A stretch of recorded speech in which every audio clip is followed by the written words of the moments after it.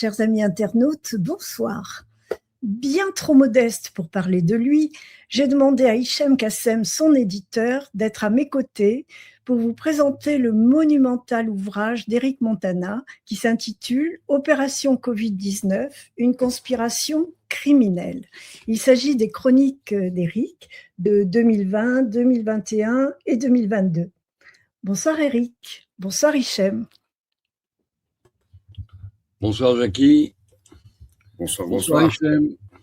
Bonsoir. Merci d'être là. Alors, comment en effet ne pas répondre à la déclaration d'Emmanuel Macron du 16 mars 2020 « Nous sommes en guerre ». C'est ce qu'a fait Éric dans ce monumental ouvrage qui est vraiment très complet et je vais vous lire la 4e de couverture pour vous mettre au parfum. Ce livre est un recueil d'articles publiés sur les médias indépendants et sur les réseaux sociaux depuis le début de la fausse pandémie. Grâce à un échange permanent d'informations avec Journalistes sans frontières, JSF, un collectif informel qui regroupe près de 1600 journalistes internationaux indépendants, nous sommes arrivés à la conclusion que l'opération Covid-19 est une conspiration criminelle impliquant les cartels bancaires, les organisations internationales, l'industrie pharmaceutique, les gouvernements corrompus et la médecine marchande, dans le but de réduire la population mondiale. Lire Klaus Schwab et Yuval Noah Harari permet de mieux comprendre où ces démons veulent mener le monde. Dans chacun de mes articles, c'est Éric qui parle, j'ai pris soin de référencer mes sources pour ne pas être suspecté de complotisme. Malgré cela, et malgré toutes les preuves fournies, certains ne se sont pas gênés pour me qualifier de complotiste délirant, de journaliste subversif, de dangereux antivax. Aujourd'hui, grâce aux scientifiques intègres, aux chercheurs honnêtes, aux médecins fidèles au serment d'Hippocrate et aux aveux de Madame Janine Small, mandatée par Pfizer pour répondre aux questions des eurodéputés de Bruxelles à la place d'Albert Bourla, qui n'a pas daigné se présenter, nous savons de manière officielle que les vaccins injectés à des millions de personnes sur la Terre n'ont jamais été testés, faisant des injectés des cobayes et des morts-vivants en sursis. Ce simple point démontre que les gouvernements ont menti, que les médecins de plateau ont menti, que les autorités sanitaires ont menti, que les médias mainstream ont menti lorsqu'ils affirmaient que les vaccins étaient sûrs et efficaces, entre guillemets bien sûr, qu'ils empêchaient la contamination, entre guillemets, et protégeaient des formes graves de la maladie, toujours entre guillemets. Des millions de gens subissent aujourd'hui dans leur chair les conséquences de ces mensonges et voient leur santé irréversiblement dégradée et leur vie détruite. Je suis un journaliste viscéralement attaché à la vérité, c'est toujours Éric qui parle, et l'argent ne m'achète pas, car je suis aussi un croyant, un homme de foi. Trop vieux pour avoir peur et trop jeune pour me taire, je vis l'écriture comme une forme de mission. Ce que nous subissons depuis fin 2019 restera dans l'histoire comme le crime contre l'humanité le plus abject qui puisse être accompli. Je prie Dieu pour que justice soit rendue à tous les anciens, euthanasiés dans les EHPAD, et à tous ceux qui ont perdu la vie après avoir fait confiance aux personnes qui étaient censées nous protéger et nous soigner.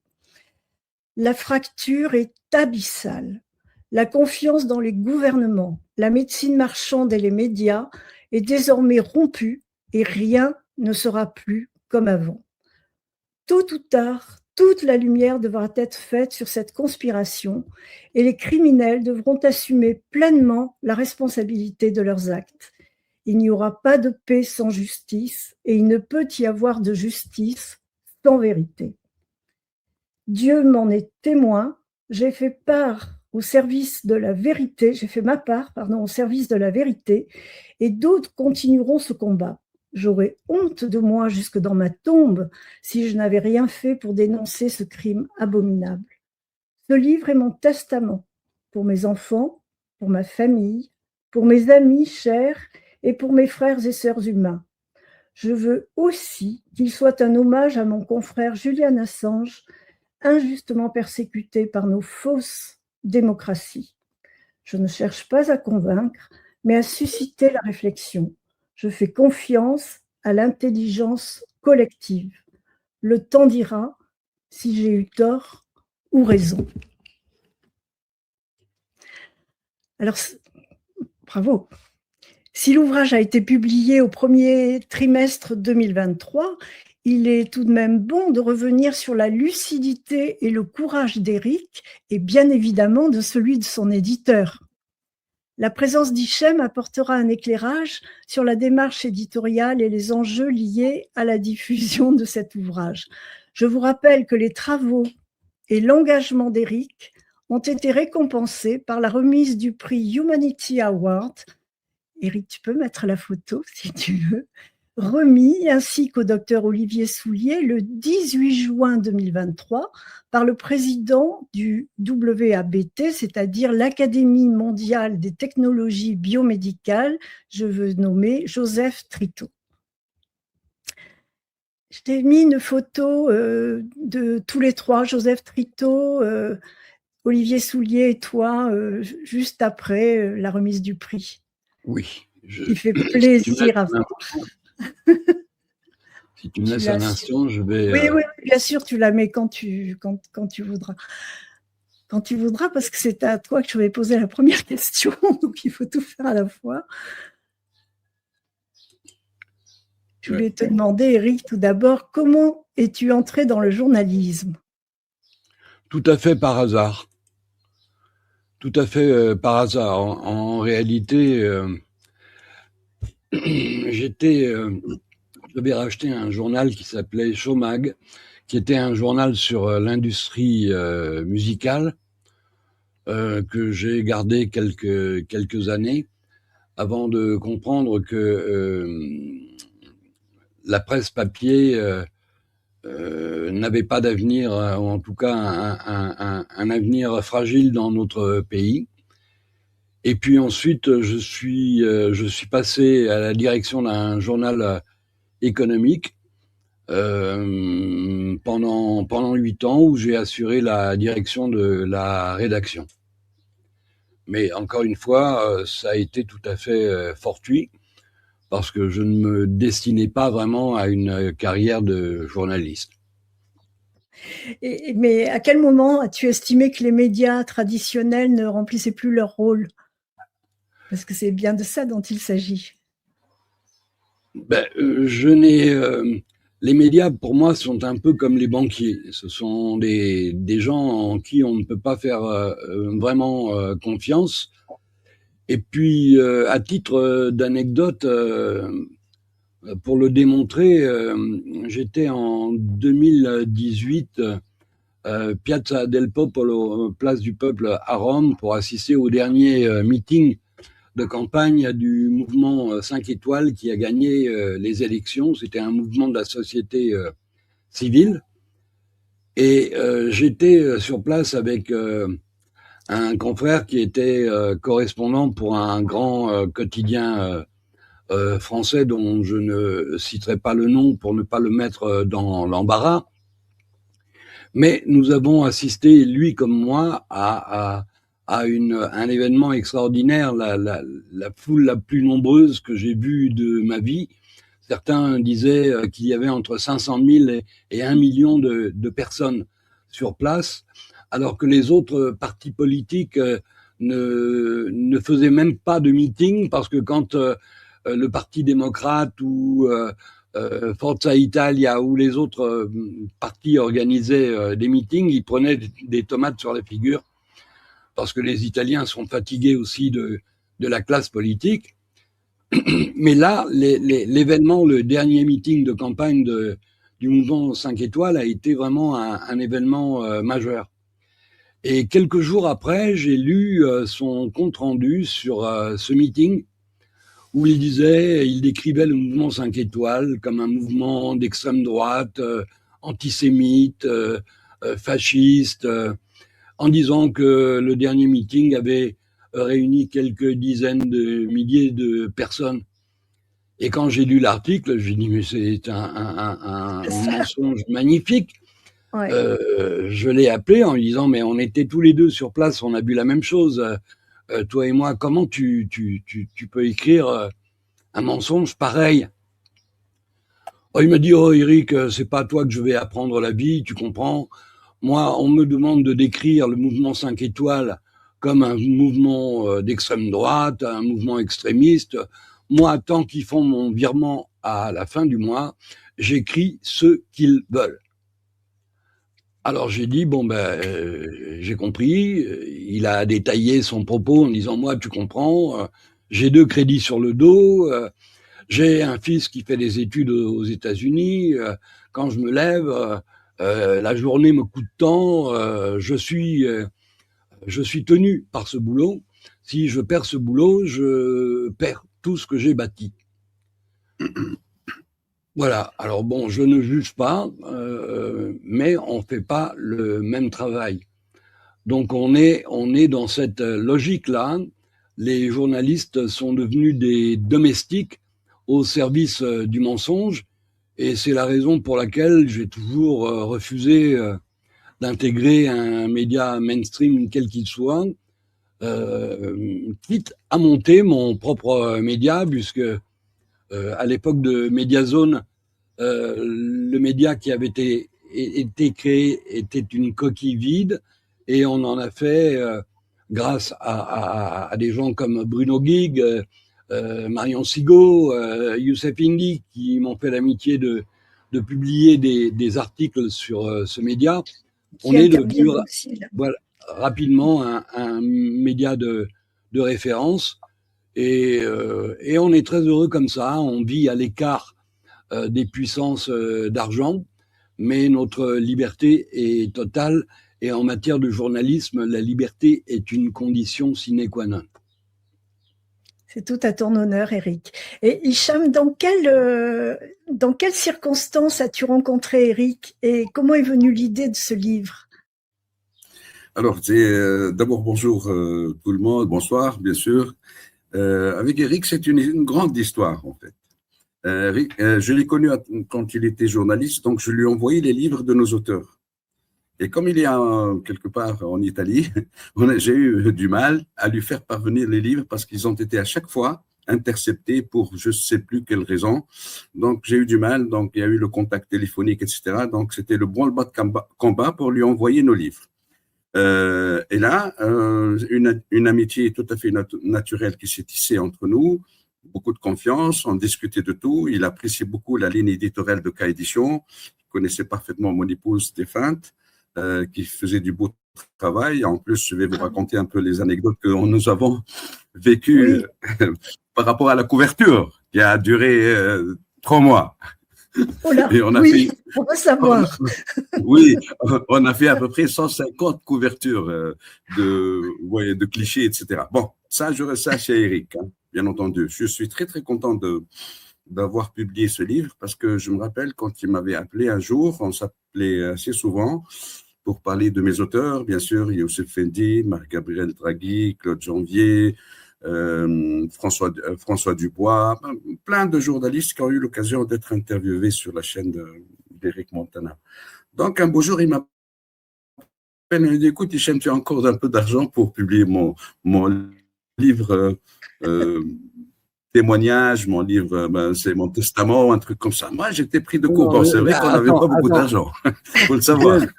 Hichem, j'ai un souvenir extrêmement précis. Oui. La demande est venue de toi, parce que moi, je n'avais pas la force physique, l'énergie pour m'atteler à un tel travail. Et tu m'as dit, ce serait bien qu'on publie un livre avec l'ensemble de tes articles. Et je me souviens de t'avoir dit, si tu as de l'argent à perdre, fais ça. Oui, juste, c'est ce qui est arrivé. C'est aussi prémonitoire comme ton livre, quand il y a dans le livre. En tout cas, blague à part, j'étais très, très content parce que bon, j'ai pas travaillé uniquement. Il est injoignable, comme tout le monde le sait. Donc, il n'est pas facilement joignable pour discuter, pour le challenger sur quelques articles, etc. Donc, voilà, la mayonnaise a pris. On a reçu beaucoup d'articles de fond.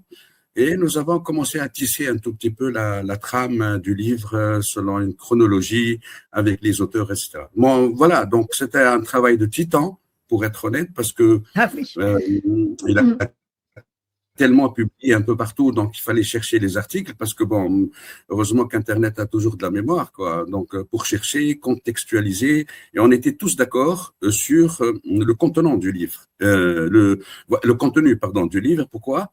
Parce que ça a commencé à discuter au niveau du Covid, etc., parce qu'on avait des doutes, tout le monde avait des doutes, mais on n'avait pas de preuves.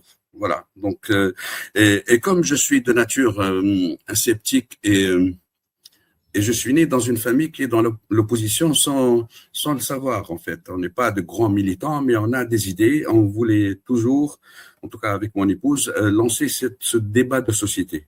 Parce que j'étais naïf à un certain moment dans les années 2000, j'étais vraiment naïf par rapport à un Tunisien qui vit en Tunisie. Quand on regardait les émissions sur les médias mainstream, on se dit putain, c'est quelque chose en France, la démocratie, etc. Et puis c'est bien sûr, on a vite déchanté pour comprendre un peu les dessous de la chose, et on a choisi de donner la voix à celles et ceux qui sont censurés en France, le pays censé être le pays des droits de l'homme, etc., de la démocratie. Ouais, voilà. Ouais. Alors, l'histoire de la couverture? L'histoire de la couverture, parce que Monsieur Eric, il veut se faire jeune, il veut avoir la seule photo qu'il nous a envoyée, c'est une ancienne photo qu'on a scannée. Il n'y avait pas de ChatGPT à l'époque. De 2017. De 2017. De 2017. Donc, Layla, elle a eu tous les mots du monde pour essayer de rendre la photo acceptable. Elle lui dit non, c'est pas ça, ça me ressemble pas. Faut revenir à cette photo parce qu'elle compte pour moi sur le plan sentimental, etc.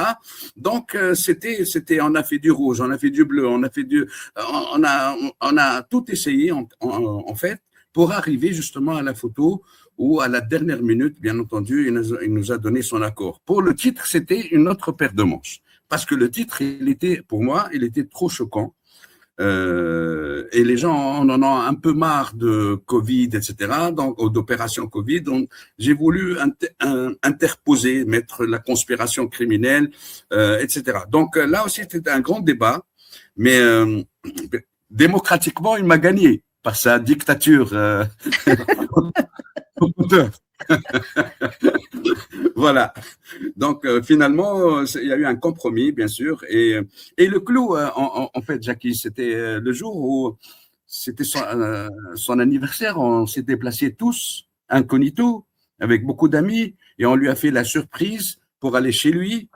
Avec le livre, parce que quand il m'a parlé, il est où mon livre? Il n'est pas encore sorti. Je lui ai dit, écoute, chez moi en tant que Tunisien, je ne sais pas quand est-ce qu'il sortira.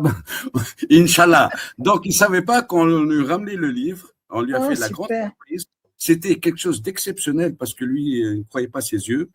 Et nous, on était dans une très belle ambiance. On lui a offert le livre sur place. On a fait des gâteaux, etc. Donc, c'était l'occasion de lui donner cette coupe, cette couronne, et puis bien sûr son livre qui reste un livre on va en parler tout à l'heure Oui. Voilà. Dans une ambiance tout à fait amicale. Oui. Et toi, Eric, quelle a été la réaction la plus forte que tu as reçue après la publication de ce livre? La réaction de ton entourage, des lecteurs? Bon, parce que le titre est violent, conspiration criminelle. Oui, mais mon livre n'était pas un livre consensuel. J'estimais que la vérité était trop grave pour la cacher ou la dissimuler derrière un titre bateau qui n'aurait pas précisé ma pensée.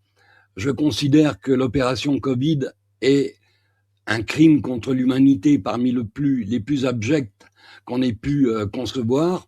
Et donc, je tenais absolument à ce que ce point-là soit clair dès la couverture, que les gens comprennent que dedans, oui, il y avait probablement une mise en cause des des autorités sanitaires, des mesures sanitaires qui nous ont été imposées, parce que je veux juste vous rafraîchir la mémoire, on était obligé de se signer une autorisation de sortie à soi-même pour faire quelques kilomètres dehors. Je pense que ça a été le plus grand test d'obéissance auquel on a pu soumettre le peuple français. Donc, quand on est confronté à ce type de situation, on ne peut pas faire dans la demi-mesure. Il faut dire la vérité, aussi dure soit-elle. Et je fais référence à une discussion que nous avons eue sur la chaîne où nous étions avant celle-là, avec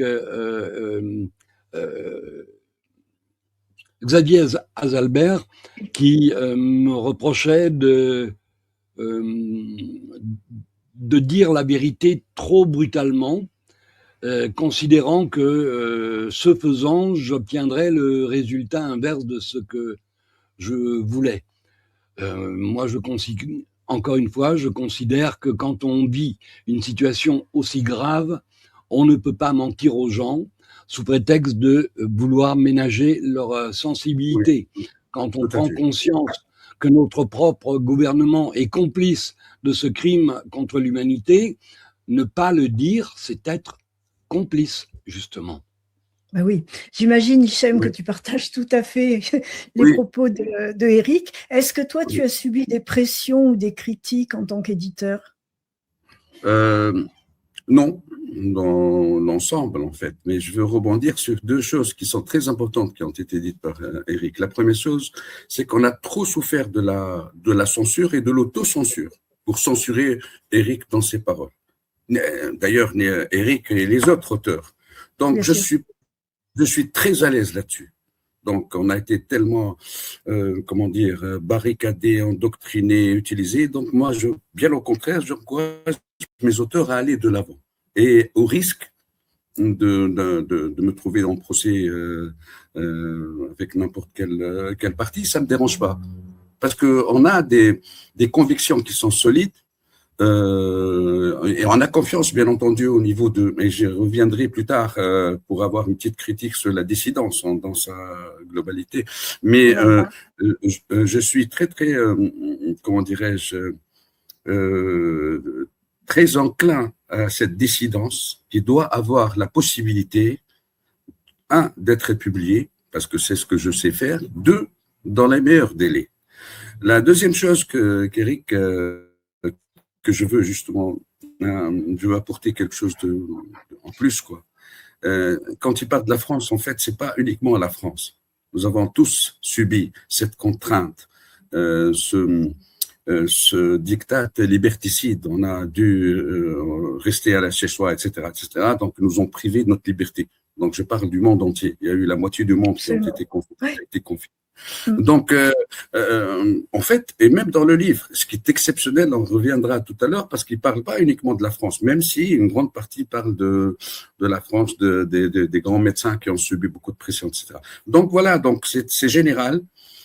Comment dirais-je, c'est une obligation morale de donner la voix, et parce que d'abord j'y croyais, à la grande machination diabolique, parce qu'on en a parlé dans d'autres livres, mais ça vient d'Éric qui a écouté je ne sais pas combien de personnes avant. Donc lui, il avait des témoignages qu'un autre auteur qui ne fait que qu'écrire, etc., n'aura peut-être pas eu comme chance de discuter avec des gens d'abord de grand calibre, des gens, des spécialistes, etc. Donc, il s'est fait une idée et ça l'a certainement encouragé à aller de l'avant dans son livre et avec les titres, avec les mots qu'il faut.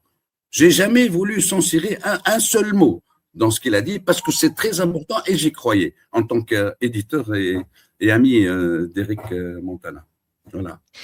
C'est un livre qui est très, très complet puisque, comme tu le dis, il s'adresse à tous les domaines, aux gens du monde entier. Il réunit les témoignages, de très nombreux témoignages. Effectivement, ce que chaque personne qui écrit individuellement son livre ne peut pas avoir, même si chacun enfin d'entre nous, en tout cas dans la dissidence, s'attachent à avoir des sources absolument sûres et fiables.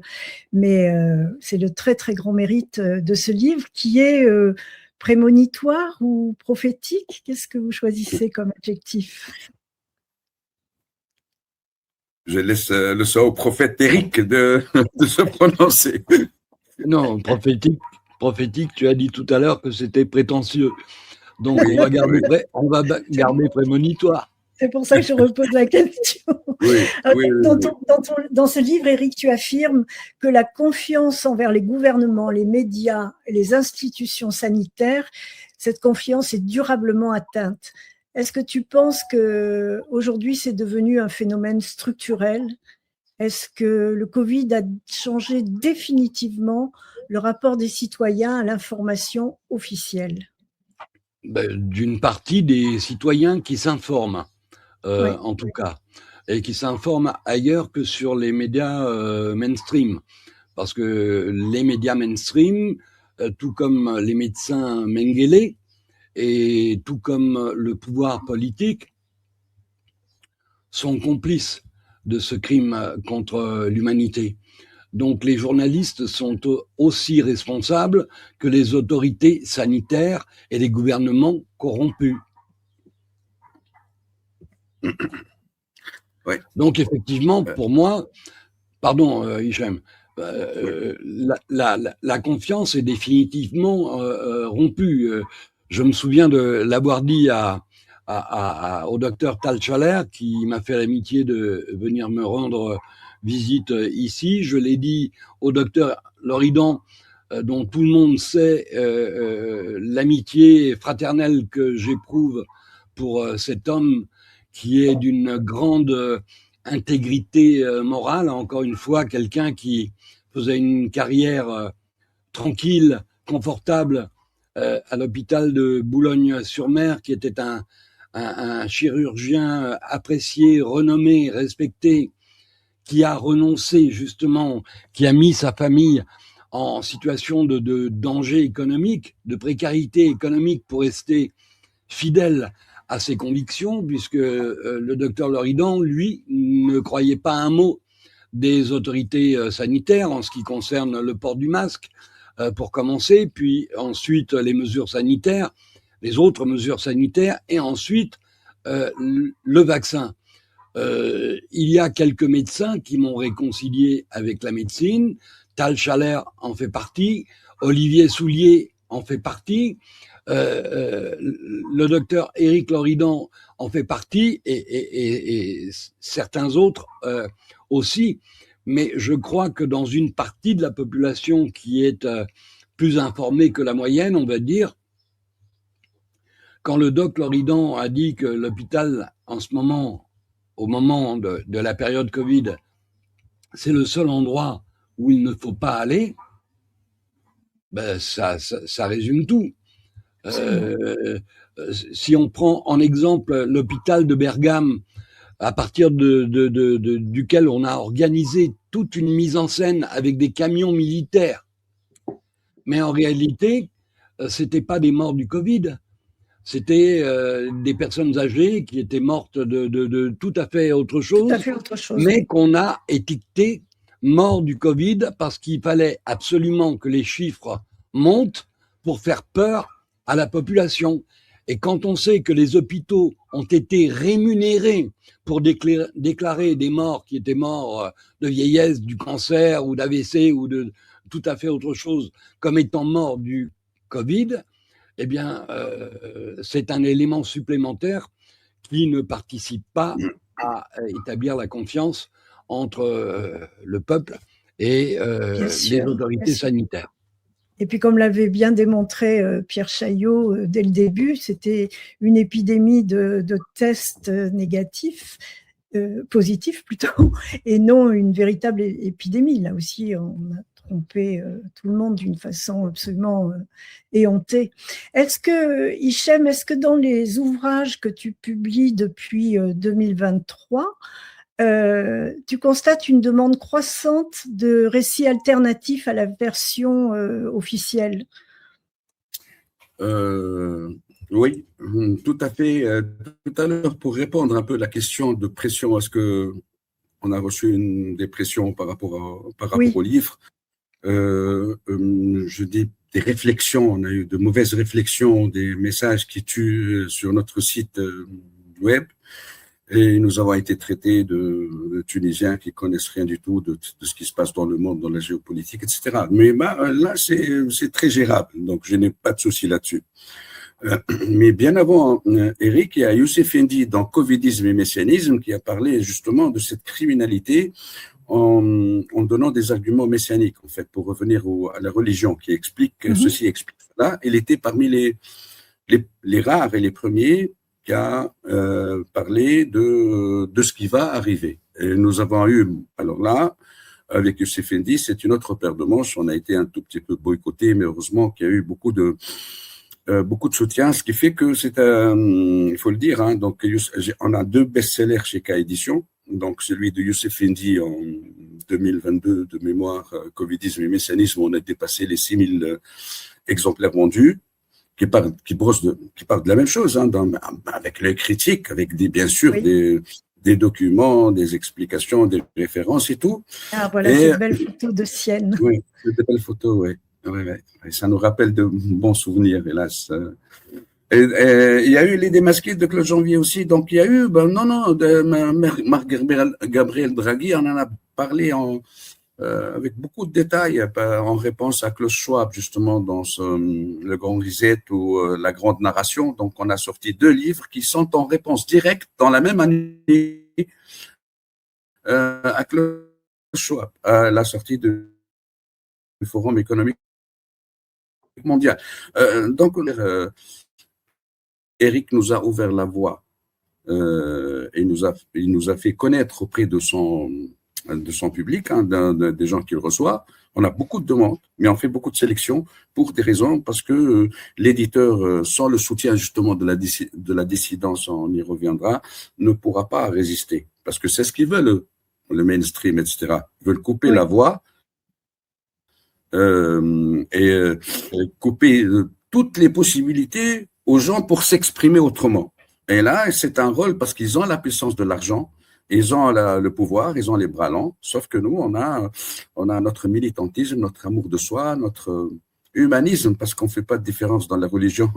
On est des citoyens du monde avant qu'on soit voilà, donc catalogué comme musulman, etc. Ça m'intéresse pas du tout. En plus, pour être honnête, même si j'ai reçu beaucoup de livres qui parlent du communautarisme, je suis pas du tout communautariste, parce qu'on a une mission qui va toucher le plus grand nombre, en fait, dans la géopolitique. C'est ce qu'on privilégie dans notre ligne éditoriale. Et ce que j'ai apprécié dans le livre d'Eric, parce que quand on parle de Hezbollah à l'époque de son livre, en 2022, et ce que nous avons vécu, mais c'est quoi ça? Quand on parle de l'Ukraine, de professeur Perron, ça c'est quoi? Finalement, après un peu de recul, là, on comprend que c'était une grande machination diabolique où ils n'ont pas réussi peut-être dans leur projet, mais ils ont réussi à nous faire monter les uns contre les autres, en fait, parce que ça manque toujours de quelque part de solidarité pour qu'on puisse changer, et les gouvernements, et les choses, et les médias un peu plus grands, ça, on n'a pas encore la capacité de le faire pour être écouté un peu partout, par exemple en France, en Tunisie ou ailleurs. Voilà ce que je voulais ajouter. Les attaques sont toujours très violentes envers des médias comme les nôtres, mais en même temps, est-ce que vous n'avez pas l'impression tous les deux qu'il y a quand même de plus en plus de gens qui s'éveillent? Là, je suis hors de chez moi, je rencontre des gens que je n'ai pas l'habitude de rencontrer et qui me disent, mais déjà, il y a 4 ans, vous aviez signalé ceci, cela, et si on l'a fait, c'est grâce à Eric. C'est grâce à Eric et le média dans lequel tu nous avais invités, Eric. C'est vraiment grâce à toi que tu as été un des premiers à t'élever contre cette doxa à laquelle tout un chacun se devait d'obéir. Il y en a encore beaucoup qui continuent, mais vous n'avez pas l'impression qu'il y a un petit éveil quand même qui se fait?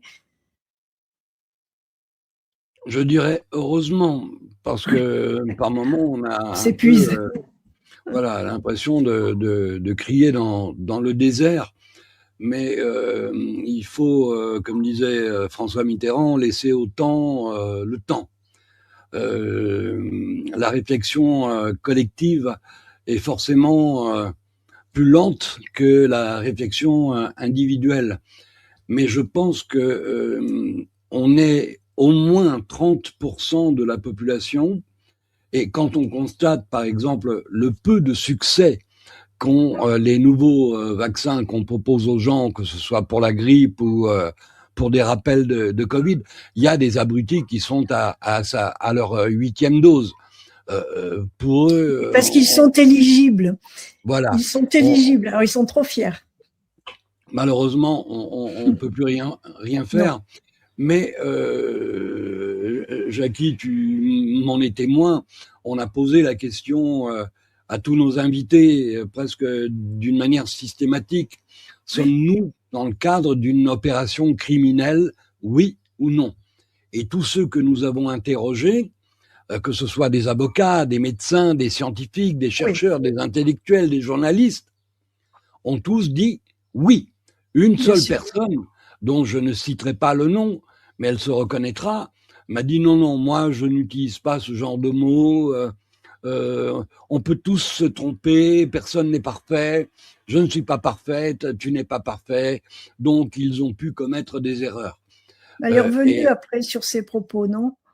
Je ne sais pas, mais en tout cas, le professeur Trito, en commentant le livre de cette personne, lui a dit non, ce ne sont pas des apprentis sorciers, ils savent parfaitement ce qu'ils font.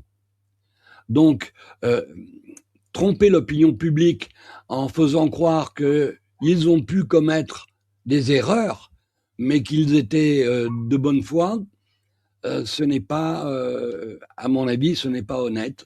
Et c'est la raison pour laquelle il existe un mur d'incompréhension entre cette personne et moi, et même une longue discussion avec elle ne pourra pas résoudre le problème.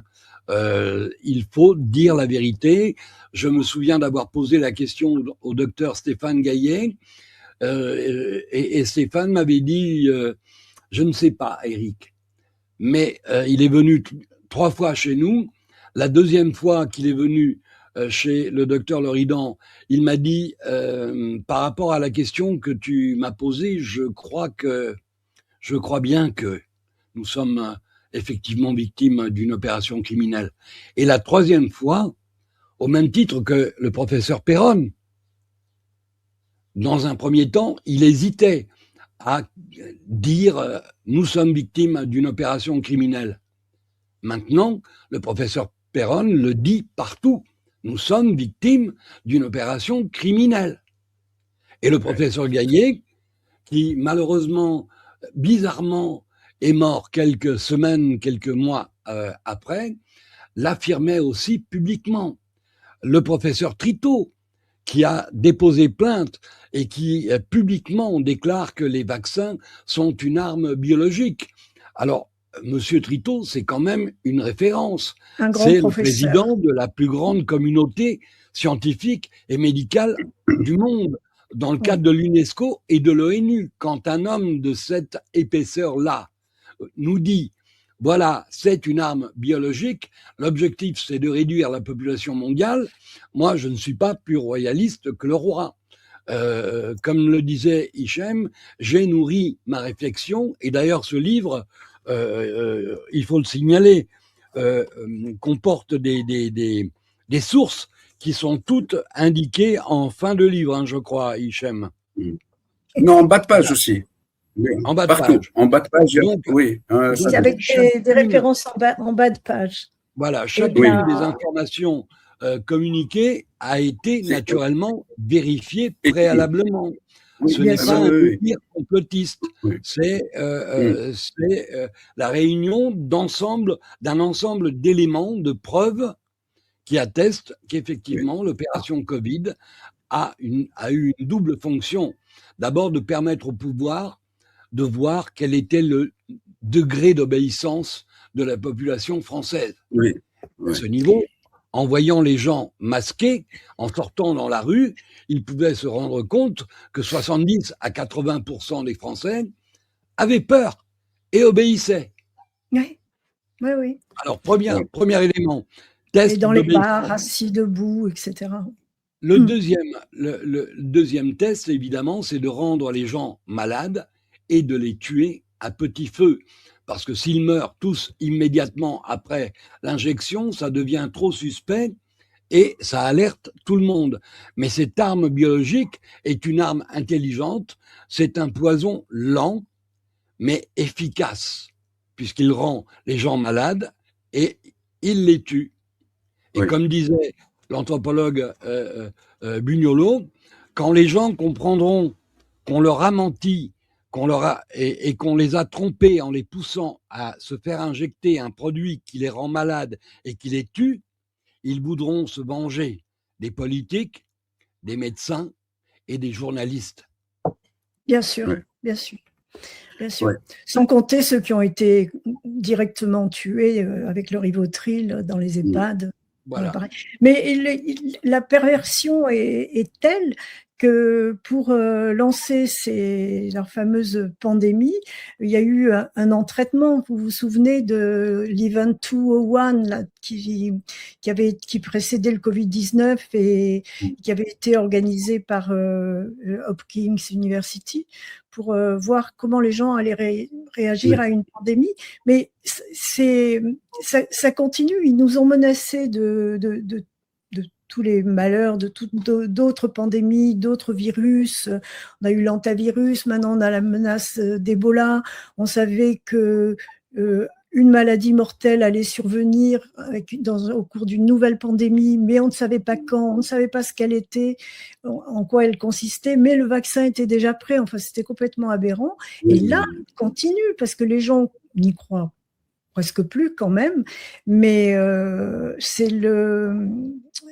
je cherche la date, c'est le fameux jeu de stratégie pour simuler une future pandémie dans le cadre de la doctrine 717, visant à détecter, alerter et agir en temps record. Et le test a été mené en février 2026, c'est-à-dire il y a 2 mois. Il continue encore. Et alors c'est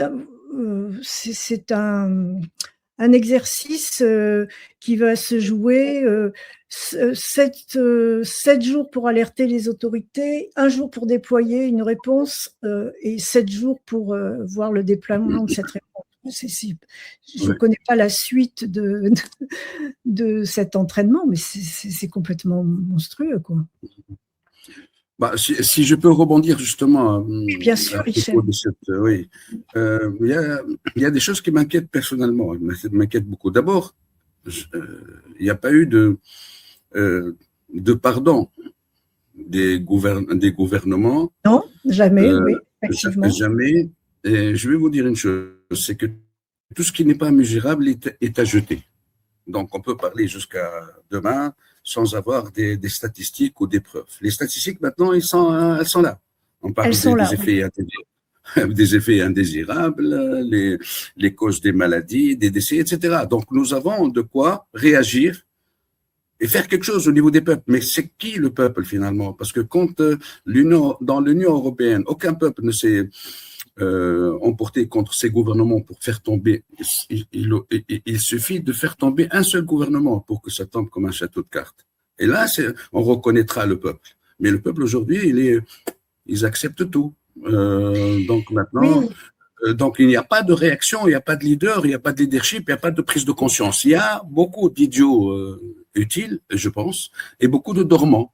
Ces dormants-là qui nous intéressent pour les réveiller de leur torpeur, à travers nos écrits, mais est-ce que c'est suffisant? Parce que rien n'a changé. Si tu dis qu'il y a une autre pandémie qui se prépare depuis le 22 février... Un essai, ils font des essais pour voir comment la population va réagir. Mais il n'y a eu aucune révolte, aucune réaction des gens. Ouais. Et ça me vraiment, ça me fait peur. Je vais même plus loin, je pense que les gens ne sont même pas au courant. Non, je suis pas au courant. Ils sont pas au courant, mais bon, il faut que les gens s'informent et se réinforment. Et si on est Ben, là pour réinformer avec beaucoup d'autres personnes qui sont beaucoup plus qualifiées que moi pour réinformer, et il faut que les gens, maintenant, avec les réseaux sociaux, etc., bien sûr, c'est un moyen, même s'il est un moyen qui peut tomber dans le vice, etc., mais peut réveiller beaucoup de conscience. Un autre critère mesurable, et là, je rejoins, il n'en a pas peut-être parlé, Eric, parce qu'il ne peut pas tout connaître, mais les Epstein Files. Les Epstein Files, ils donnent des preuves dans les discours, dans les intentions de Bill Gates, dans ce qu'il voulait faire, etc. Mais il n'y a pas mieux que des preuves. C'est incroyable. Les évidences sont là. Et ben, qu'est-ce qu'on fait? Est-ce il qu'il y y a a eu même des gens… un échange de mails, j'en parlais dans une émission, pardon Oui, de t'interrompre, entre bien sûr. Epstein et Bill Gates, non, le responsable Oui, scientifique de Bill Gates, où Epstein disait on va bien s'amuser. ben Mais oui, ben oui. c'était il y a 10 ou 15 ans, enfin, c'était bien, bien antérieur à toute cette comédie. Donc, un gros truc qui se prépare, où les gens sont impliqués, on les connaît aujourd'hui, parce qu'ils n'en a, il faut le dire, Eric. Ils ne se cachent plus, là, on les connaît, tous. Et Oui. voilà, les figures ne se cachent plus. Travailler comme des marionnettistes à l'intérieur, non, on les connaît, mais qu'est-ce qu'on a fait? Est-ce qu'il n'y a pas eu de procès? Même si l'avocat Brozard, c'est ça, il a fait des procès, etc., contre l'État, contre le Carlo, gouvernement, voilà. Donc, Carlo c'est des Bruzza. tentatives. Ça reste tentatif. C'est ça ma grande critique à la dissidence, c'est qu'on n'est pas très, très unis, en fait. On n'a pas réussi à faire changer les choses. Et moi, ce qui m'inquiète, c'est que pour la génération future, pour mes enfants, etc., donc, je vois qu'ils travaillent, le dodo, métro, etc., donc, qu'est-ce qu'ils vont advenir, qu'est-ce qui va advenir de leur, comment dire, de leur vie plus tard? Parce qu'on est toujours sous la coupe des gouvernants, avec leur vote, avec leur manigance, et à chaque fois, il y a un procès, à chaque fois, il y a quelque chose. Et pourtant, ça continue. On continue de voir. Les mainstream continuent, bien sûr, à émettre comme ils veulent, même dans le fin fond de la France, là, pour toucher les familles, les vieilles familles, les familles paysannes, etc. Parce que c'est important au niveau du travail d'endoctrinement. Je garde espoir, pour être honnête, mais pas, je suis un peu déçu, la vérité. Parce que, juste, je termine avec ça au niveau des chiffres, parce que tout ce on doit bien sûr donner des preuves, etc. Qui sont les actionnaires des Big Pharma? Sont-ils les mêmes qui ont déclaré la guerre à l'Ukraine?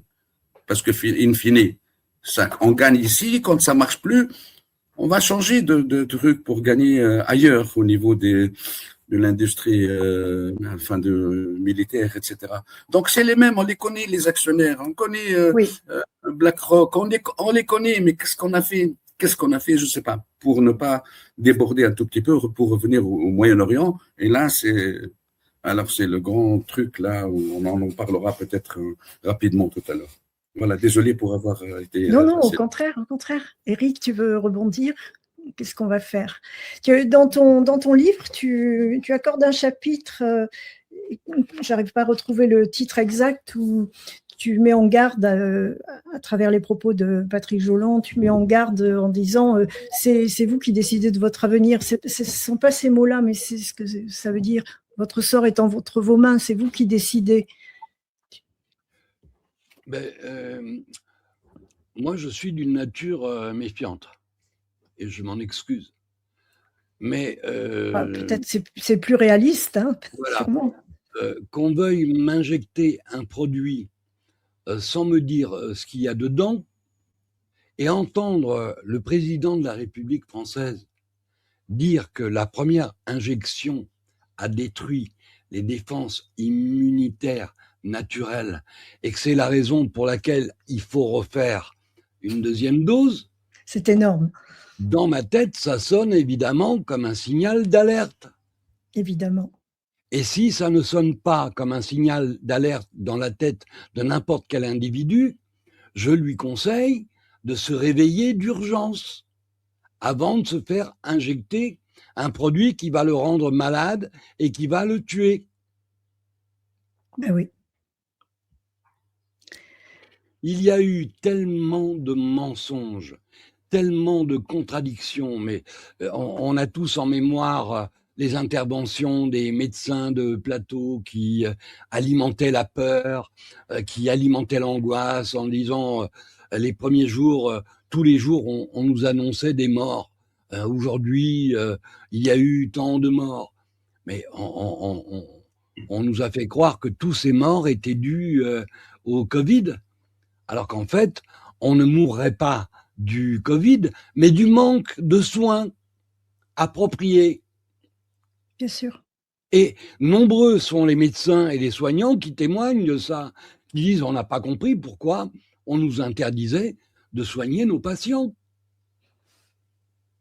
Non seulement on leur interdisait, mais on les a pénalisés et on les a privés d'exercice. Voilà.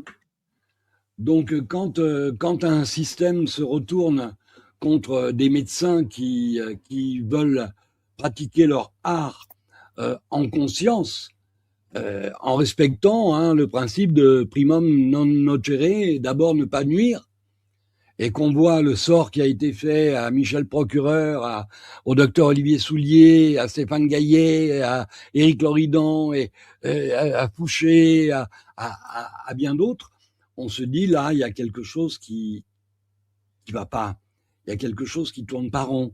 Donc, méfiance. Vous vous souvenez aussi des politiques qui venaient régulièrement sur les plateaux dire n'ayez pas peur du vaccin, ayez peur du Covid.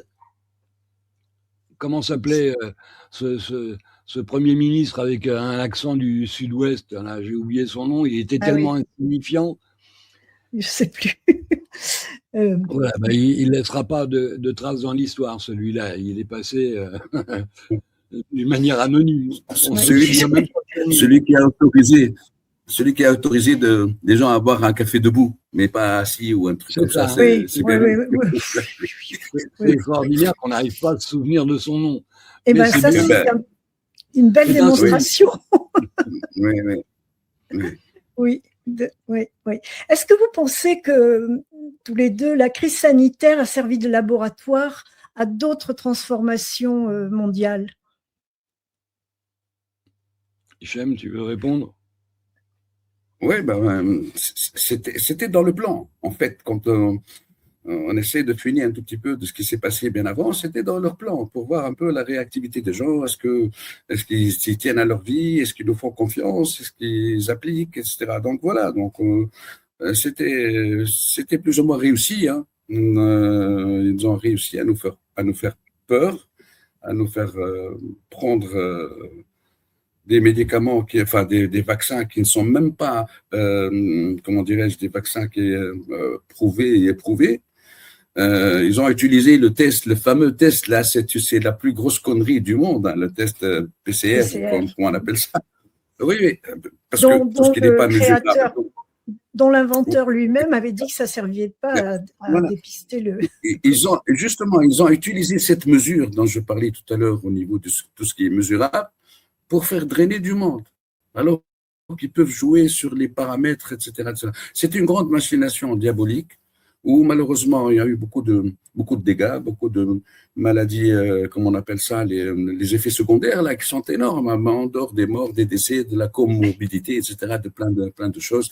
Voilà, donc c'était prémédité, ça c'est certain, en tout cas. Et on en découvre encore de plus en plus. Vraiment, j'invite tous nos amis internautes à lire ou relire ce livre d'Éric, parce qu'il est vraiment très, très achetez-le riche. pour que l'éditeur puisse au moins récupérer sa mise. Voilà.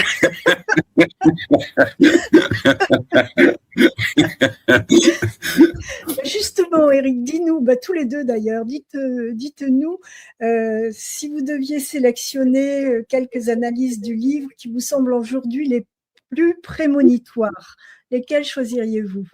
Parce que tout le livre est comme ça, mais le plus. Oui. Personnellement, je serais incapable de répondre à cette question parce que, comme je t'ai dit, Jackie, je n'ai pas lu mon livre. Bon, alors, achetez-le quand même. Achetez-le quand même. Oui, non. Mais achetez-le parce qu'il est prémonitoire et qu'effectivement, il y a des passages qui nous annoncent ce que nous allons vivre.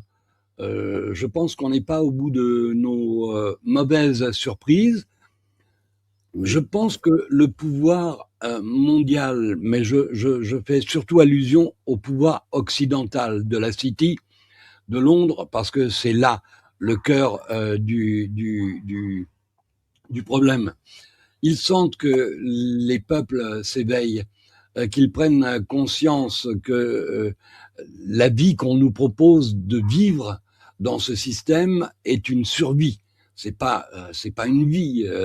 On n'est pas fait pour entrer dans une entreprise à l'âge de 20 ans et être un esclave pendant 45 ans, ou maintenant ils veulent, en Italie, ils prennent leur retraite à 67 ans. Et j'ai été surpris parce que les Italiens n'ont même pas réagi à ça. On a allongé, on a retardé le temps de départ, mais finalement, bon, les Français se sont bougés par rapport à la loi sur la retraite, ce qui n'a pas été le cas des Italiens. Mais en ce qui me concerne, je n'ai pas la moindre confiance. Je l'ai dit l'autre soir dans une émission, je suis allergique aux partis politiques, à la politique en général. Je sais que ce ne sont pas des gens honnêtes, parce que pour faire de la politique, il faut avoir des qualités que nous, gens normaux, nous n'avons pas. Absence de morale, absence de scrupules. Tu me permets de mettre des guillemets. Entre guillemets. Voilà, absence de scrupules, comment dirais-je, disposition à la corruption, capable de mentir en regardant les gens droit dans les yeux. Les politiques sont nos pires ennemis. Si nous ne sommes plus dans un état de droit, c'est à eux que nous le devons. Donc ils sont complices de ce grand crime, et ils sont complices aussi du fait de réduire nos libertés de mois en mois, parce qu'ils savent qu'à un moment ou à un autre, le peuple va se lever et qu'ils seront balayés et qu'on remettra la guillotine à la mode. Oui. Oui. Pour moi, Jackie, ce que je retiens dans le livre, parce que bon, il y a quand même un apport géopolitique très important, hein, donc j'en parlais tout à l'heure. Donc quand je vois d'abord le cas de la France, hein, donc il y a d'énormes, comment dirais-je, détails sur des articles qui ont été écrits par des gens que je respecte beaucoup, Bruno Guigues, Youssef Indy, Christine de Vieux-Joncourt. Il y a plein d'auteurs qui ont vraiment contribué à rendre ce livre très consistant. Et je parle aussi de Natacha Ray. Là aussi, c'est quelque chose d'extraordinaire, parce qu'elle a eu comment dire, la possibilité de s'exprimer autrement. Outre, bien sûr, le côté qui m'a plu sur la Russie, qui a été diabolisée, bien entendu, donc tellement diabolisée que on ne voit pas la Russie, etc., en Europe, alors qu'ils sont beaucoup plus proches que des Européens, les Russes, que d'autres pays. Donc c'était ça, c'est l'Ukraine, c'est Hezbollah au niveau, et c'est Israël aussi qui a été, on a tapé dessus, bien entendu, d'une manière, bien sûr, justifiée sur des articles qui sont des articles de fond qui méritent d'être lus et relus, parce que ça parle d'aujourd'hui. Oui. Et voilà, maintenant, aujourd'hui, on a les preuves. Exactement, on a les preuves. On a les statistiques, on a beaucoup d'arguments qui plaident pour justement la fiabilité de ces articles et de leurs auteurs, et surtout le mérite revient à Eric Montana. Hein. Voilà. Bien sûr. On y parle de Palestine, honneur aux résistants, on parle de la révolution qui sera antisioniste ou ne sera pas. Tu parles, Eric, aussi de la pédophilie. Tu parles de l'Ukraine. Est-ce qu'il y aura une alliance entre les Juifs, ou est-ce qu'il existe une alliance entre les Juifs et les néo-nazis? Tu parles de la France victime des 4 cavaliers de l'Apocalypse à travers Youssef Indy. Tu parles aussi de la garde à vue de Virginie de Arroyo-Recchia, ce qui est quand même scandaleux. C'est un premier signal d'alerte, parce que depuis, les choses n'ont fait que s'aggraver. On parlait des médias alternatifs tout à l'heure, mais bon, je ne sais pas si c'est une coïncidence, mais je suis moi-même victime d'une attaque en règle. Mon compte Telegram a été piraté avant-hier.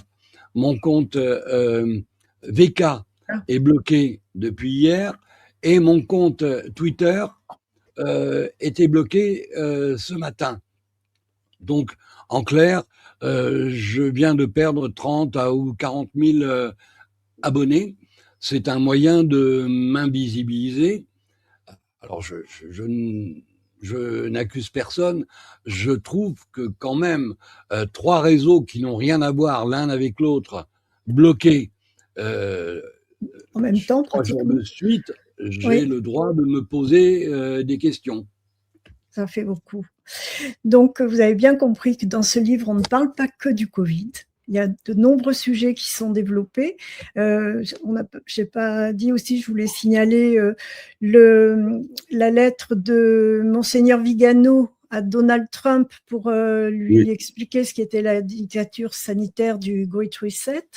Il y a vraiment de très, très nombreux sujets abordés et de façon très intéressante. Donc, même si ce livre est sorti en 2023, il faut le lire ou le relire. Je pense qu'il est plus que jamais d'actualité. Parce que maintenant, en lisant ce livre, les gens pourront se dire « Ah ben, ça date de 2023 » et pourtant, c'est ce qu'on est en train de vivre en ce moment. Est-ce que vous pensez que la frontière entre lanceurs d'alerte et complotistes est devenue plus floue depuis le Covid ? J'ai pris, pour ma part, la décision de ne pas accorder d'importance à ceux qui nous traitent de complotistes parce qu'en règle générale, ils n'ont pas d'autres arguments à faire valoir. Alors, on ne va pas perdre notre temps à commenter des gens qui n'ont pas d'arguments. Absolument. Surtout que les complotistes avaient toujours raison, auront toujours raison. Donc, qui croit ? La réalité nous donne raison. Oui. Alors vraiment, on appelle nos amis à lire ou relire ce livre aujourd'hui. Et pensez-vous que dans 10 ans, il sera lu comme un document de son époque ? Ou toujours J'ai dit à Hichem que ma gloire sera posthume. Voilà. Qu'en penses-tu, Hichem ? Tant que je serai vivant, les gens je serai peut-être plus de ce monde, moi aussi, donc je m'en fous un peu, la vérité. Il faut que ce soit fait maintenant et rapidement, quoi. Non. Bon, si on écrit, bien sûr, les publications survivent à leur auteur, hein. Bien entendu, ça va rester comme document. J'espère qu'ils auront l'audace d'aller fouiller un peu petit peu. Voilà. Oui. Surtout avec une belle photo comme ça. Ah oui, oui. Moi, je l'ai dit, ce livre, j'avais dit à Hichem, Hichem, tu sais, je n'aurais pas la force d'écrire un autre livre. Et pourtant, ma réflexion évolue et je suis en train de me dire que peut-être qu'il faut que je complète ce travail que j'ai commencé. Je l'ai fait pour mes enfants. Parce que, comme je l'ai dit, si je ne faisais rien, j'aurais honte de moi jusque dans ma tombe. Savoir la vérité, être convaincu que nous sommes victimes d'une opération criminelle et le garder pour moi, ça aurait été malhonnête vis-à-vis de mes enfants, vis-à-vis de ma famille, vis-à-vis de mes amis, vis-à-vis des gens qui me font confiance. Donc, je continue à assumer ce fardeau en disant que nous sommes victimes d'une opération criminelle à grande échelle et que nous ne sommes pas au bout de nos peines. La Coupe du monde de football aux États-Unis va peut-être servir de déclencheur pour l'opération Ebola, parce que l'antivirus, visiblement, ça n'a pas accroché. Mais l'Ebola, ça va accrocher peut-être un peu plus. Et je soupçonne ces criminels de vouloir profiter d'une grande réunion de populations diverses pour annoncer qu'il y a une épidémie grave d'Ebola et nous imposer de nouvelles mesures sanitaires. J'espère que cette fois, ce sera la goutte qui va faire déborder le vase et qui va pousser les gens à descendre dans la rue en disant non, cette fois, vous ne nous aurez pas. On le souhaite et on peut l'espérer puisque l'OMS a toujours pas réussi à faire voter tout son programme cette année encore. Hein. Ben oui. Ouais. Je peux vous Ils ont demander déjà perdu la confiance, ils ont déjà perdu le financement et la confiance des Américains. Oui, oui. Donc, comme en règle générale, les pays occidentaux suivent, bon, là, ils hésitent à le faire parce que la personnalité de Trump est trop clivante et sa manière de gouverner est à la limite presque ubuesque. C'est uburois, Trump. Donc, évidemment, je comprends pourquoi il a du mal à convaincre ses collègues occidentaux. Mais j'espère que le temps fera son œuvre, qu'il sortira des hommes politiques capables de dire non, nous avons commis un crime contre l'humanité et ceux qui ont participé à ce crime doivent rendre des comptes. L'homme politique qui aura ce courage suscitera probablement beaucoup de soutien et de suffrage parce que nous avons besoin de justice. Comme je l'ai écrit, il ne peut pas y avoir de paix sans justice et il ne peut pas y avoir de justice sans vérité. En France, prochain vote l'année prochaine, le verdict. Bon, moi j'y crois pas beaucoup. Hein, ce rituel qu'on nous impose pour nous faire croire qu'on vit dans une démocratie, depuis que nous avons découvert les logiciels Skittles et Dominion, on sait qu'on peut truquer les élections dans ce qu'on appelle la plus grande démocratie du monde, aux États-Unis. S'ils sont capables de le faire aux États-Unis, ils sont capables de le faire n'importe où ailleurs. On l'a vu dernièrement dans un pays de l'Est où effectivement on a vu surgir un parti venu de nulle part gagner les élections parce qu'il avait la particularité d'être en conformité avec ce que l'Union européenne attendait d'eux. Donc je ne crois pas une seule minute. Alain Soral dit que le changement n'aura pas lieu par les urnes, mais par les burnes. Je ne suis pas loin de partager son avis. Je dirais même qu'il a raison, comme souvent. On avait reçu ici un de tes auteurs, Hichem, qui s'appelle Georges Boulon, que tu avais publié, qui préconisait pas de parti politique. La patrie sans parti. Voilà, c'est ça. Donc, il parle de démocratie réelle, en fait. Oui.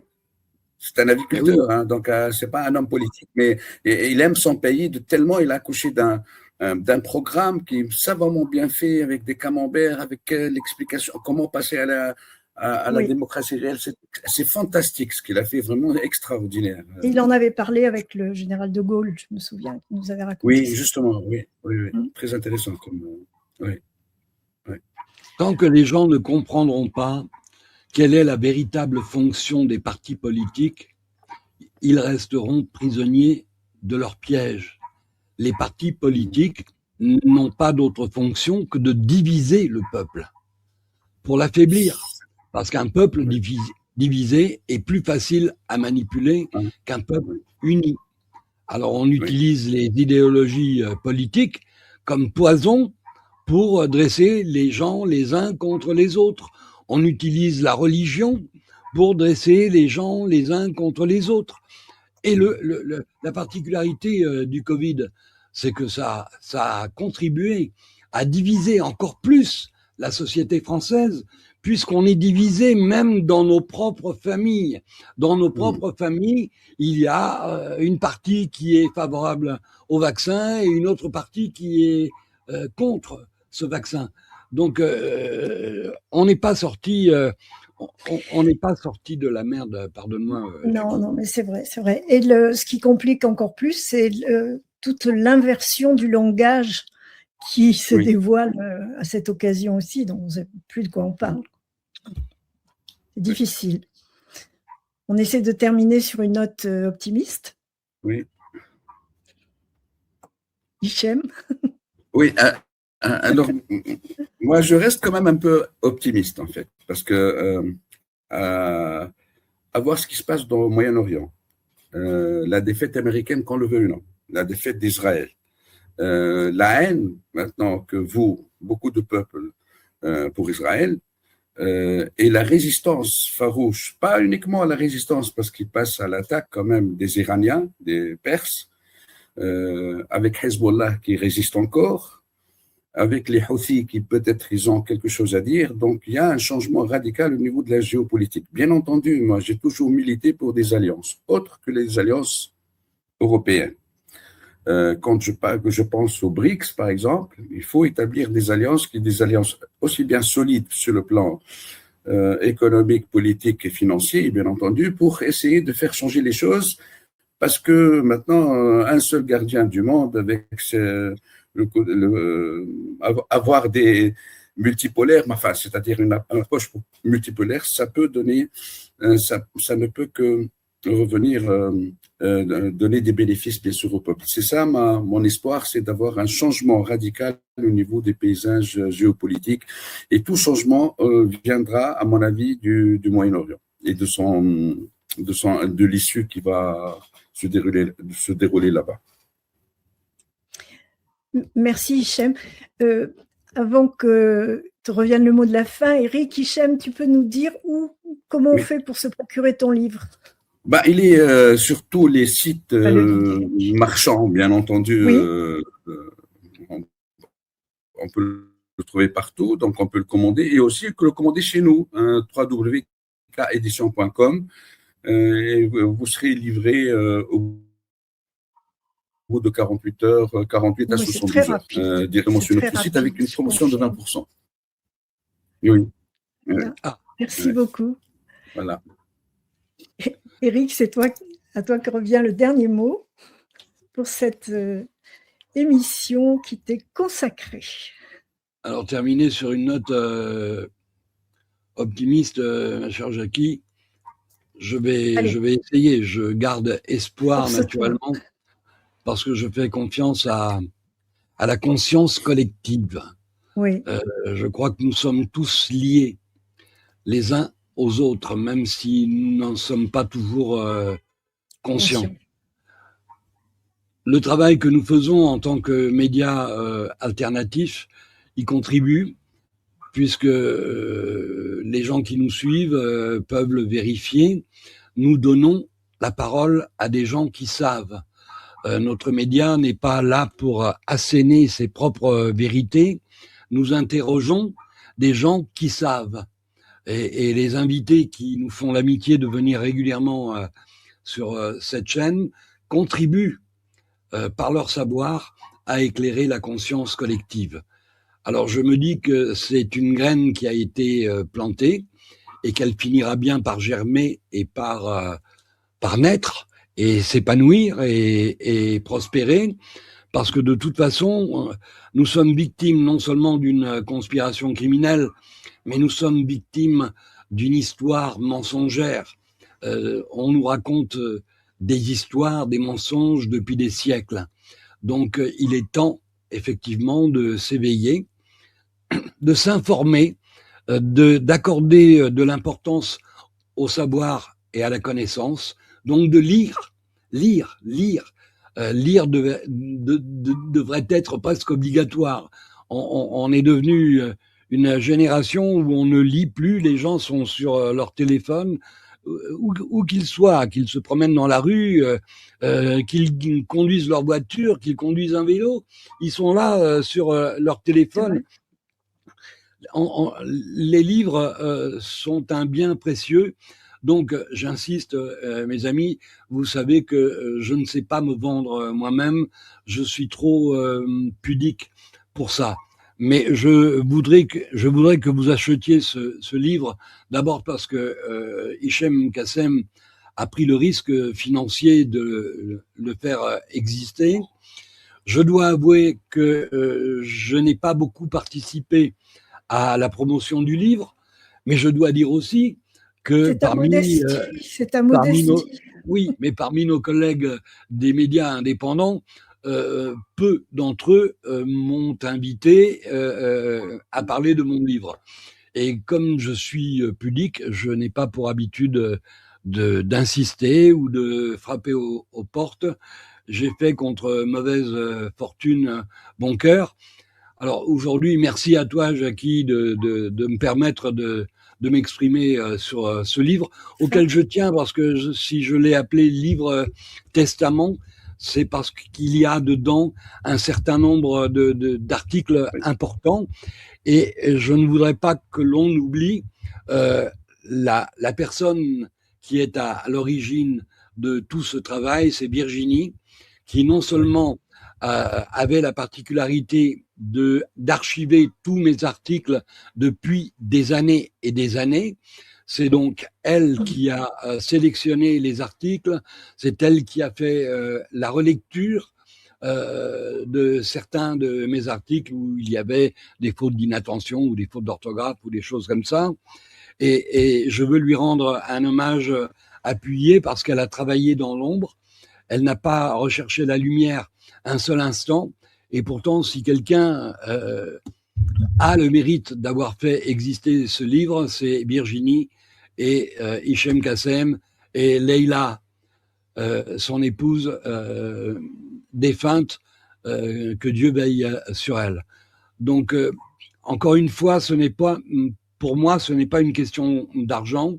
Vous savez que je suis dans le renoncement par rapport à l'argent, par rapport aux biens matériels. Je vis avec une misérable retraite, mais grâce à Dieu, elle me suffit pour vivre dignement, sans avoir besoin de quiconque. Mais, je vous le dis, ce livre contient un certain nombre de choses qu'il est important de garder en mémoire et qui vous aideront peut-être à mieux comprendre le monde pourri dans lequel on vit et à devenir plus prudent. Parce que la prochaine fois qu'on va vous proposer une injection d'un produit sans vous dire ce qu'il y a dedans, sans les tests préalables qui normalement devraient durer 10 ans, dites non, je vais attendre, ou alors dans le doute, je m'abstiens. C'est mon mot de la fin. Dans le monde où nous vivons, il faut avoir cette maxime à l'esprit en permanence. Dans le doute, mieux vaut s'abstenir que de faire confiance à des gens qui n'ont pas d'autre objectif que de gagner de l'argent sur la mort des gens. Primum non nocere. Voilà. Merci beaucoup. Merci Eric. Merci Hichem. Merci à toi. Merci beaucoup. Chers amis internautes, je vous dis bonsoir. Prenez soin de vous et à très bientôt.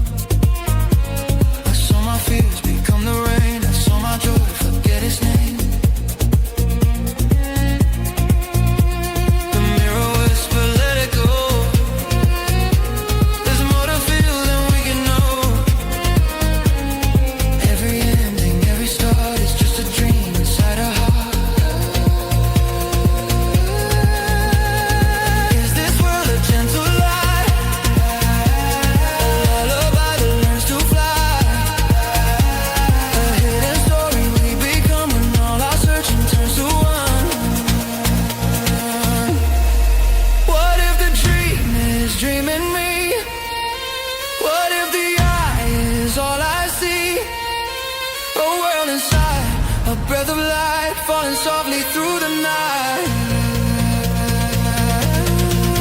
Am I the wave or am I the sea?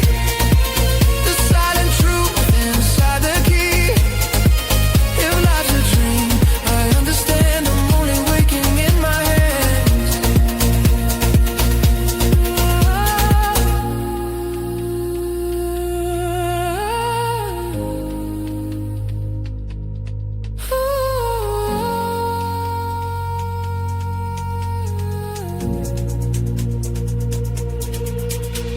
Through every vision, every sign, I lose the edges of my mind.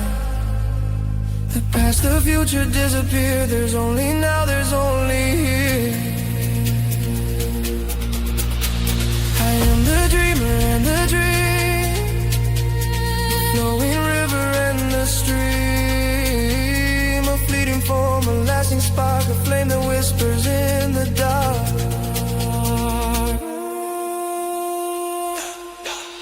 Now I know the dream is me, the open eye that longs to see the universe inside my chest, a sacred rhythm without rest.